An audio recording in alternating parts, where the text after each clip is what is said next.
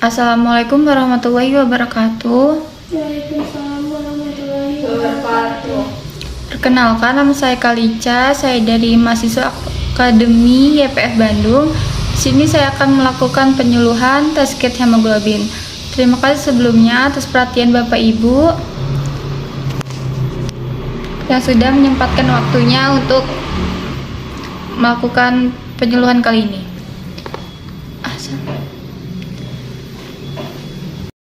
Tes kit hemoglobin. Yang pertama ada pengertian, tujuan, cara penggunaan, cara penyimpanan, cara pembuangan, efek samping, dan peringatan. Selanjutnya ada pengertian produk.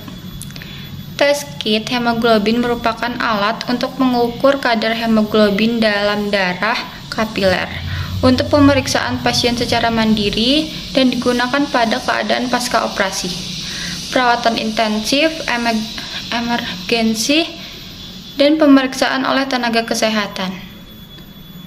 Alat digunakan untuk pemantauan monitoring pribadi dengan ketentuan diagnosa atau interpretasi hasil pengukuran hanya dapat dilakukan oleh dokter. Selanjutnya ada tujuan penggunaan, yaitu untuk memeriksakan kadar hemoglobin Hb pasien. Selanjutnya ada cara penggunaan. Pastikan alat ukur sudah berfungsi normal dan siap dilakukan. Lakukan tindakan interpretasi. Selanjutnya cara penggunaan. Yang pertama, pastikan alat ukur sudah berfungsi normal dan siap dilakukan. Lakukan tindakan antiseptis pada jari yang akan diambil darah dengan alkohol swab dan tunggu hingga kering. Fiksasi jari tangan, pasang autoklik lancing Davis dengan lancet sekali pakai. Lakukan penetrasi sampai keluar darah kapiler. Ambil darah kapiler, letakkan pada strip atau kuvet ke alat ukur. Tunggu alat melakukan proses analis. Perhatikan hasil pemeriksaan yang muncul pada layar, lakukan pencatatan. Dan yang terakhir, matikan alat ukur dan ambil lancet dan autoklik lanceng dengan Davis dan buang di sampah medis. Selanjutnya ada cara penyimpanan. Jangan simpan strip di tempat dengan kelembapan tinggi atau terkena sinar matahari langsung. Jangan tempatkan alat dan strip pada alat pendingin dan hindarkan dari tempat yang lembab. Jaga alat tetap bersih dengan menyeka bagian depan alat dengan tisu atau kain. Jaga tangan tetap bersih dan kering saat memegang strip dan melakukan tes. Dan yang terakhir, cara membongkar alat Jangan membongkar alat dengan alasan apapun. Selanjutnya cara pembuangan.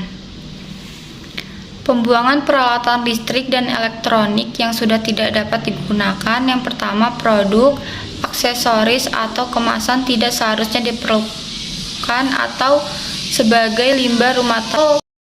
Selanjutnya cara pembuangan. Pembuangan peralatan listrik dan elektronik yang sudah tidak dapat digunakan. Yang pertama, produk, aksesoris, atau kemasan tidak seharusnya diperlukan sebagai limbah rumah tangga.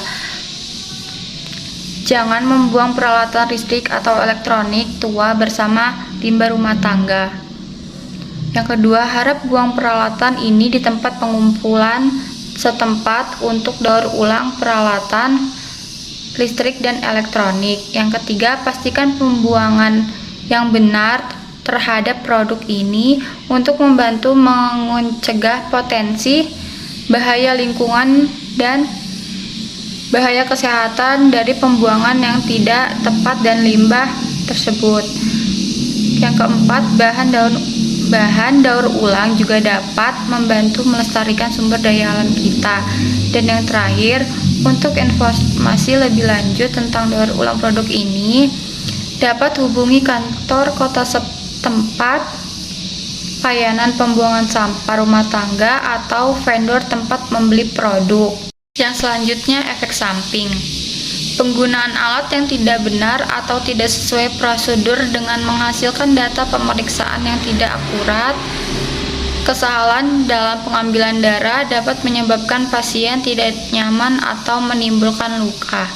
Kesalahan penggunaan jarum dalam pengambilan darah dapat terjadi infeksi pada pasien. Selanjutnya ada peringatan. Jangan membongkar alat dengan alasan apapun. Strip hanya dapat digunakan sekali, jangan digunakan secara berulang. Jauhkan alat dari jangkauan anak-anak. Dianjurkan menggunakan darah segar dari ujung jari untuk diletakkan pada strip. Jangan gunakan strip atau bahan lain yang sudah kadaluarsa.